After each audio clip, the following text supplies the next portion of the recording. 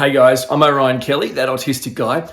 I'm all about raising the level of understanding, acceptance, and appreciation of the autistic community. So if that sounds like something you'd be interested in, you should join me. Join my community by subscribing. Now, this is a bit of a different video, okay? It's not set up or, I don't know, so I'm holding the camera, my arm's already dying. It's just a quick catch up and a quick chat about something really important to me. Hopefully you might have some thoughts or advice or 2 cents, and you can put it in the comments. It's about autistic kids and school buses. And I think what's great about this is I look at it as like a metaphor for life, okay?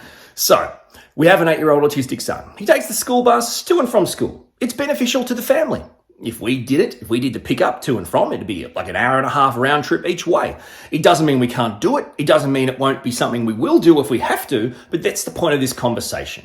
Our 8-year-old autistic son, as a rule, most days, if not every other day, is pretty much subject to some form of bullying, some form of triggering, and I guess agitation on the school bus. It is what it is, okay? Now, the first thing I'd say is going on the school bus is a metaphor for life, don't you reckon? Because on the school bus, our 8-year-old son, who goes on a bus that only has kids from his school going to his school and coming home, he's surrounded by kids who are from the very start to the very end. So we're talking basically 5, 6, up to 17, 18. He's 8. Okay, so already it's a metaphor for the community. People of all ages, people, I guess, of all walks of life travel on the bus with him to school. And they're all individual people, all entitled to basic human rights. No one's more important than another person. That's never my intention when I talk about inclusion or helping autistic people. It's about the idea that you would even have a second thought. It's the idea that you, as a non-autistic person, would even turn your mind to thinking about the differences and the potential needs, supports, and assistances that an autistic person may need in the situation you're both finding yourself in. The idea of just turning your mind to that. It's not about rolling out the red carpet, because this is hard for everyone. School buses aren't an easy place to be. I get it. Okay, so the issue is we've got an 8-year-old autistic son who's basically getting on and off, bullied or harassed or whatever you want to call it by his peers on the school bus. And my experience is going to school is much easier. I think, and the answer I gave my wife is it's because, well, most of the kids are dead. I mean, it's 8 o'clock in the morning. Ain't no kids that awake to start bullying, right? And also too, if you've seen my video on the Coke bottle effect, which is in essence a story of how autistic kids can mask at school, and then when they get picked up by their parents or they arrive home in their safe place, you take the lid off and the Coke fizzes out of the bottle and sprays everywhere, because every time they have to mask at school, it's like shaking a Coke bottle. Okay, so that's the metaphor. You can imagine on the way home, it's much harder. Okay, so here it is. Our son would have spent an entire day at school masking, suppressing his true autistic self. Given he is given, phenomenal supports, the school does an incredible job. I'm proud of the school for how they look after him and how they provide him with supports and assistances. They don't get it right all the time, but that's okay. I'll call it out and we'll move forward.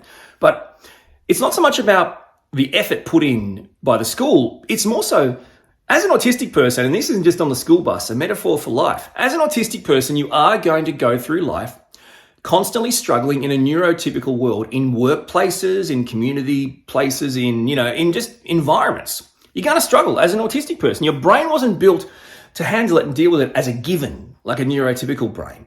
So this metaphor rings true regardless of being a school bus or not. The question is, okay, so every time I pick up my son from the bus stop after school, and that's what I do, that's my job, my wife takes him to the bus stop in the morning, I'm met with pretty much always a Coke bottle fizzing over. Sometimes I'm met with rage and anger. That's just how he's become, from how he's been talked to or treated or what's triggered him on the bus. Or I might meet him a couple of times recently. He's come walking from the bus to the car with his head down crying. Now this is, if you're a parent and you pick up a kid who is leaving the bus coming to you crying, you're going to be affected. You're going to be upset, sad, emotional, angry, right? It's not a good situation to be a part of. Don't let him go through that anymore. You have to pick him up. That's just all it is.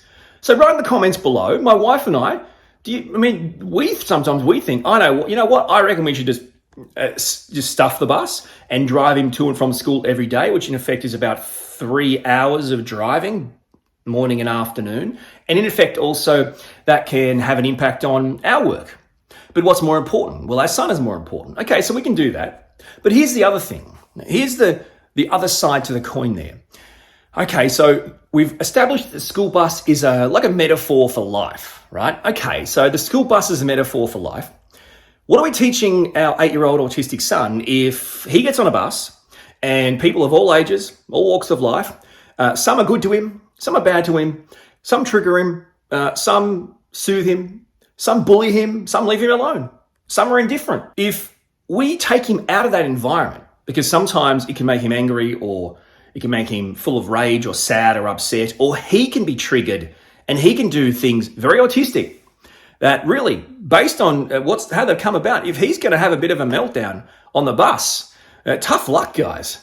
Don't pull over the bus and say you'll call the school. No. You need to reap what you've sowed.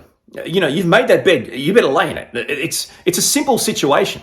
So we have a child. We could take him out of that situation and potentially it'll be much better for him, okay? Or the Coke bottle just happens in the car park of the school. The question is, though, if we don't do that, what is the benefits for not only our 8-year-old autistic son, but what are the benefits for the other kids who are going into the world? These are the peers that will be in the world our son will be in, not you guys watching, right? By the time he's in that world, these are the people in that world. So why would we take an autistic person out of this environment? Unless, of course, it's become significantly detrimental to him emotionally and mentally and also physically. That's a whole nother question.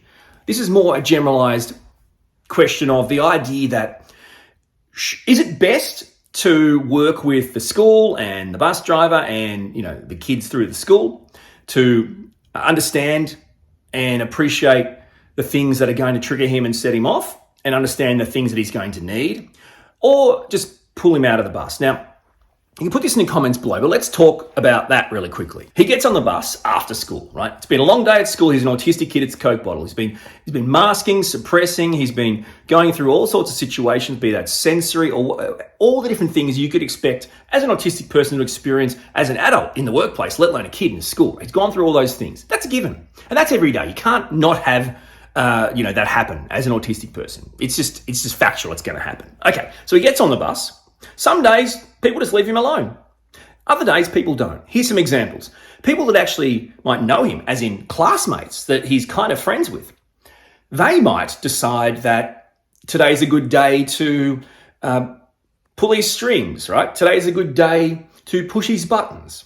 Now, we're talking peers from his same class telling him things they know are going to rile him up, okay? And then what reason is there to do that? Then because it makes the autistic kid react, gets riled up, and these things happen. Okay. And then you have other kids who may be older than him and may, use that kind of older factor to manipulate him, to do stupid things, right? To basically bully him in a way where they're kind of saying, I'll be your friend if you do A, B, or C. Okay. And they're all bad things. We have an autistic son who's 8. He already knows the world does not accept him as a whole. So the bottom line is an autistic child, let alone an autistic adult, an autistic child is going to put up with a lot more rubbish to maintain so-called friendships. If you're an 8-year-old autistic kid, and there are some kids who actually show you attention or talk to you, in your mind, they're your friends. They're people who accept you. You don't want to get rid of them. A lot of times his so-called friends are the names I hear every day. The same names every day are the ones that are riling him up, that are, in my respect, bullying him, putting him in the position where he's going to melt down or freak out. Okay, but he would never dare say anything to them but they're my friends. And I'll say, they're not your friends if they treat you like that. And he'll just argue with me because as an autistic person, you're going to hold on to stuff, even if it's bad, because, well, like I said, it's important. Stop letting him be in that situation. Take him off the bus. What's he going to learn? How's he going to learn? The bus is a metaphor for life. Now, it's not just about him building up resilience and building up tools. Autistic people don't get a free pass to just walk away from all personal responsibilities. Autistic people are autistic, but we are still absolutely expected to live in a society and live in a community.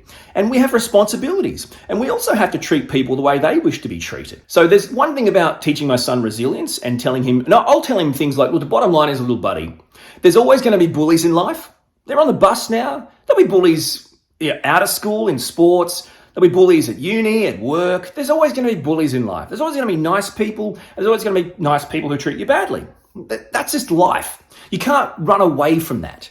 I can't shield you from that experience in life. So there's no point starting it now. The bottom line is you need to tell them if they're crossing a line. You need to tell them, I don't want you to sit near me today. I don't want you to talk to me today. I want to be alone today. Now, the issue is he starts to do that now. But of course, because no one listens and the kids allow him to, get riled up and keep pushing him, he comes across as the bad guy. The bus driver sees some kids trying to sit next to him and thinks he's being a bully by, yelling at them, go away, leave me alone, don't talk to me, and I want to be alone. And of course, the bus driver blames him and the kids just get off scot-free. And then you have other people on the bus that think they can just manipulate him in a way where it's okay because, well, he's doing it. I mean, I'm only saying you should do it. Now, so this is where it's not about the autistic kid or the autistic person. This is where it's about society as a whole, the schools, the kids, the bus driver, workplaces, to understand autistic people. It's not our job to educate you. We are, but it's not our job.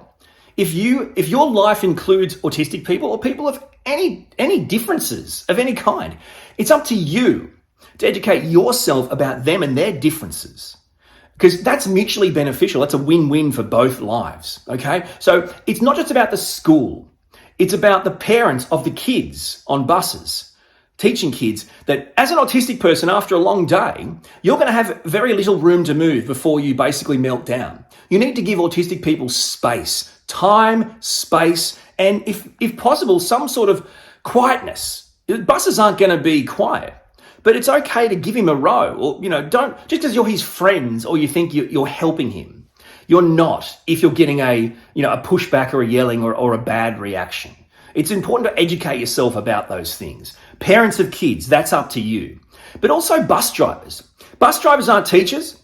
Bus drivers aren't educators. Bus drivers aren't healthcare professionals. They're just regular people in society. Okay, but if you're a bus driver and you're going to drive with people on your bus who are different, it's up to you to educate yourself. It's not my job. It's not the school's job. It's your job to educate yourself.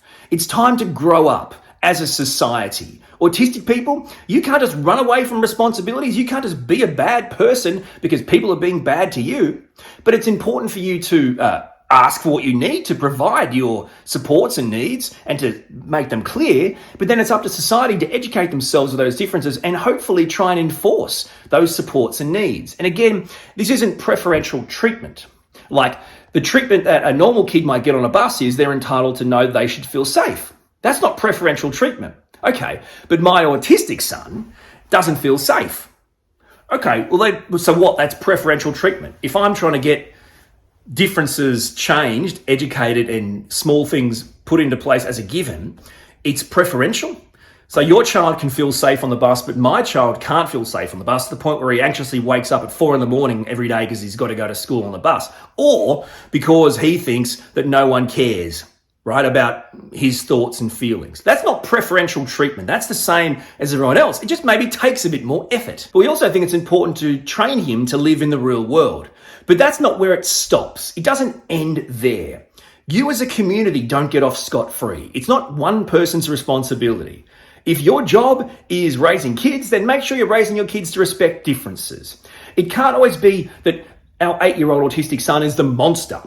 After a long day at school, he sat on the bus. Kids wanted to sit near him and talk to him, and he started yelling because no one would listen and get away from him and give him space. For goodness sakes, is it that hard? It isn't that hard. This is something we've really got to come together on. Autistic people have responsibilities, but everyone else does too. Not just, high up people. If you drive a bus, it's up to you. If you have kids that go on a school bus, parents, it's up to you. If your kid's on the school bus given responsibilities like so-called bus captains.